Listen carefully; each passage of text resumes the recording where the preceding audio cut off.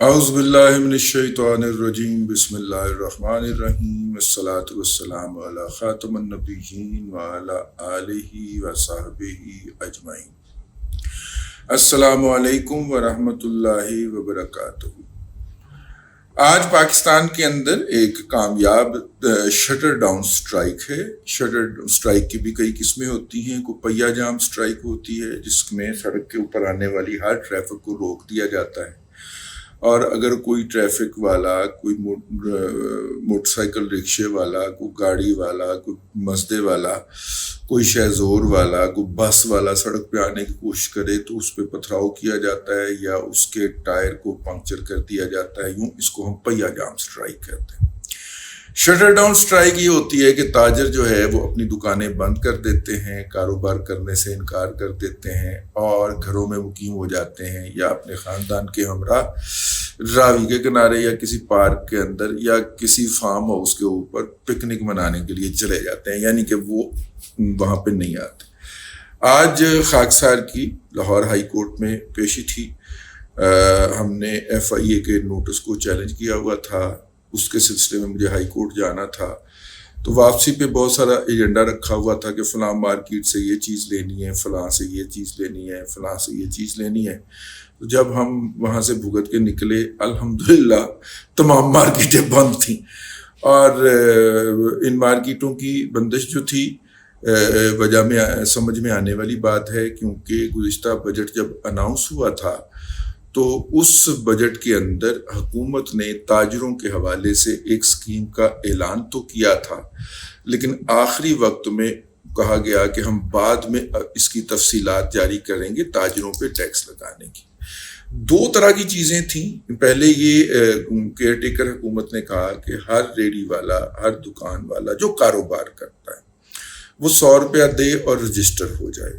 چونکہ تاجروں نے ٹیکس نہیں دینا ہوتا، اصولی طور پہ بدنیت لوگ ہیں، تو انہوں نے کہا، وہ حکومت کے پاس گئے، انہوں نے کہا آپ یہ کیا کر رہے ہیں، آپ ہمیں حکم کریں، یہ اس سے آپ کتنا ٹیکس اکٹھا کر لیں گے، 100 روپیہ فی رجسٹریشن کے اوپر آپ کتنا ٹیکس اکٹھا کر لیں گے، ہم آپ کو اس سے 100 گنا ٹیکس اکٹھا کر دیں گے۔ یہ ان کی طریقہ واردات ہے۔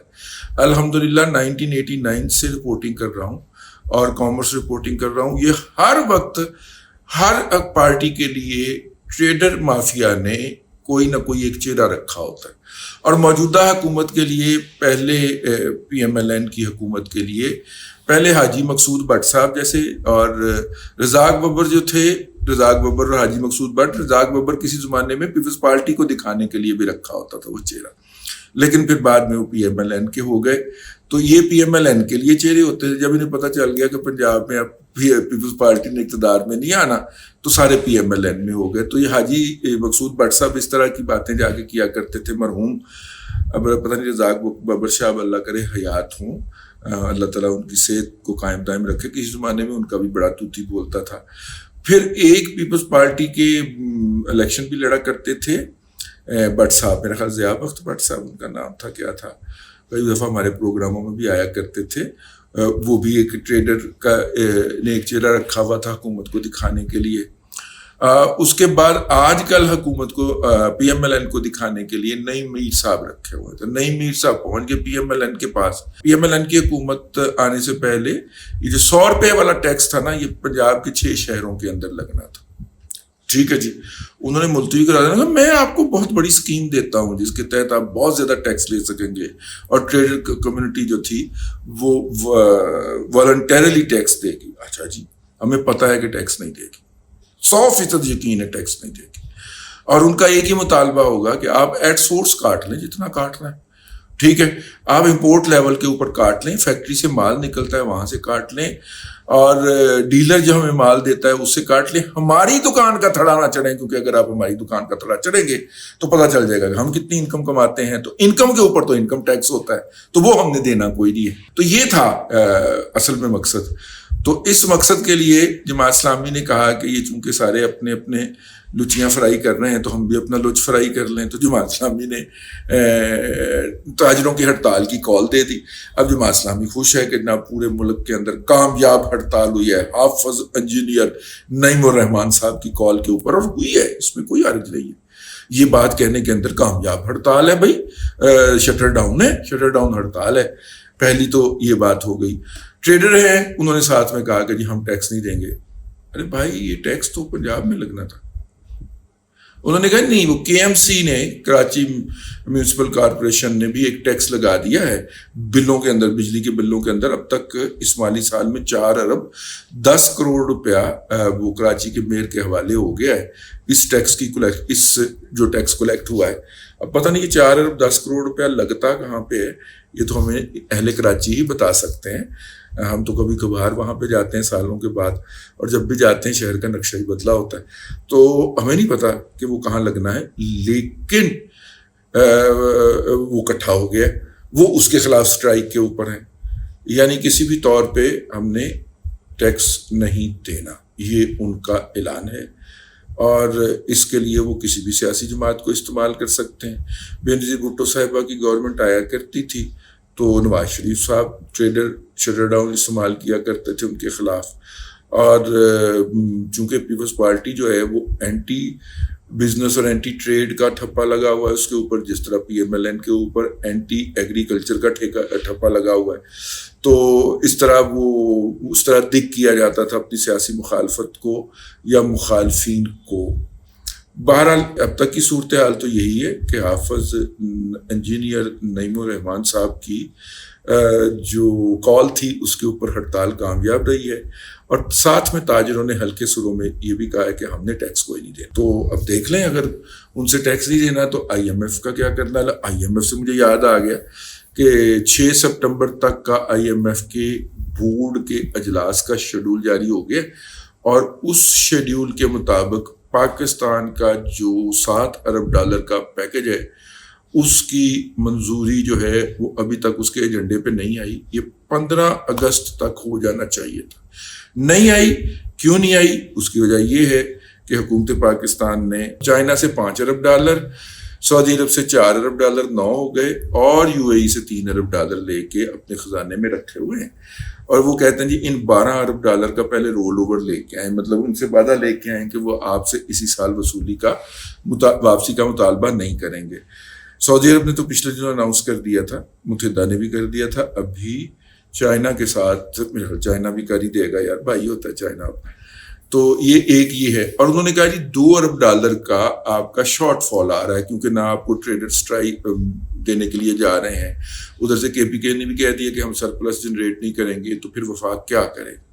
تو انہوں نے وفاق کو کہا ہے کہ جناب $2 ارب کہ آپ اور قرض ارینج کر لیں یا کوئی اور ذریعہ بتا دیں جہاں سے آپ کو آ جائیں گے. تو وہ $2 ارب کے لیے حکومت اس وقت ایکٹیو ہوئی پڑی ہے. 6 سپٹمبر کے بعد آئی ایم ایف کے بورڈ کا کوئی اجلاس ہوگا تو اس کے اندر یہ صورتحال واضح ہو جائے گی. لیکن ان تمام صورتحال کے باوجود ایک پازیٹیو خبر ہے.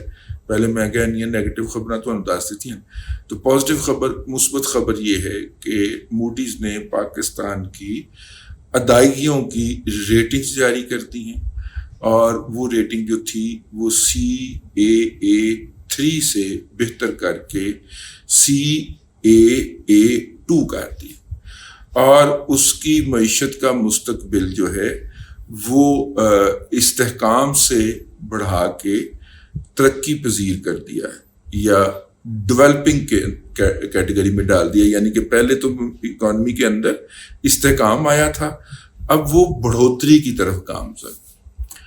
یہ دنیا دیکھ رہی ہے ہمیں، جس نظر سے، جس اینک سے دنیا دیکھ رہی ہے وہ یہ اینک ہے. جبکہ پاکستان کے اندر کیا ہو رہا ہے وہ میں نے آپ کو پہلے حصے میں بتا دیا. دنیا ہمیں دیکھ رہی ہے کہ پاکستان کی مالیاتی محاذ کے اوپر استحکام آیا ہے. پاکستان کو اگر آپ قرض دیں گے تو واپس ملنے کا سود سمیت امکان ہے.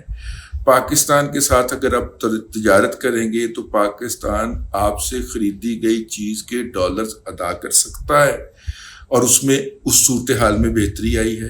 آپ پاکستان میں انویسٹ کریں گے تو آپ پاکستان سے ڈالر کما کے واپس لے جا سکتے ہیں. ٹھیک ہے، یہ ساری وہ اینک ہے جس اینک سے دنیا ہمیں دیکھ رہی ہے. اور پاکستان کے اندر بیٹھے ہوئے یوتھر یا اے یوتھر اینٹی یوتھر یا نان یوتھر جو ہیں وہ اپنے پاکستان کی اکانومی کو کس نظر سے دیکھ رہے ہیں کہ ہم نے ٹیکس نہیں دینا. ٹھیک ہے، ٹیکس کے استعمال کے اوپر آپ کو اعتراض ہو سکتا ہے، مجھے بھی ہے، شاید سب کو ہو، لیکن نہ دینا جو ہے اس کے لیے بہت بڑے بڑے فتوے بھی لے لیے جائیں گے، بہت بڑی بڑی آراء بھی آ جائیں گی، اور پھر اس کے بعد ٹیکس دینے سے مکمل انکاری ہو جائے گا. اگر کے پی کے کی حکومت سرپلس جنریٹ کرنے سے انکار کا اعلان نہ کرتی، اور اگر تاجر جو ہیں وہ خود کو رجسٹریشن کرنے سے انکار نہ کرتے، تو اب تک یہ $2 ارب کی جو نئی شرط IMF کی طرف سے پاکستان پہ لگائی گئی ہے کہ اینا نے تو ٹیکس دینا نہیں ہے گا، تو آپ پھر کیا کریں گے بھائی؟ پہلے وعدہ لے کے آؤ کسی بینک سے کہ آپ کو $2 ارب کا قرضہ مل جائے گا. تو یہ صورتحال ہے. میں نے تینوں خبروں کو ایک ہی جگہ کے اوپر سمو دیا ہے تاکہ پورا منظرنامہ آپ کی نظروں کے اندر بالکل صاف اور شفاف صورت کے اندر نظر آ سکے. امید ہے کہ آپ کو اس صورتحال کا پتہ چل گیا ہوگا. اب تک کے لیے اتنا ہی. اگلے ولاگ کے اندر پھر حاضری ہوتی ہے. اللہ تبارک و تعالیٰ آپ کو آسانیاں عطا کرے اور آسانیاں خلق خدا میں تقسیم کرنے کی توفیق عطا کرے.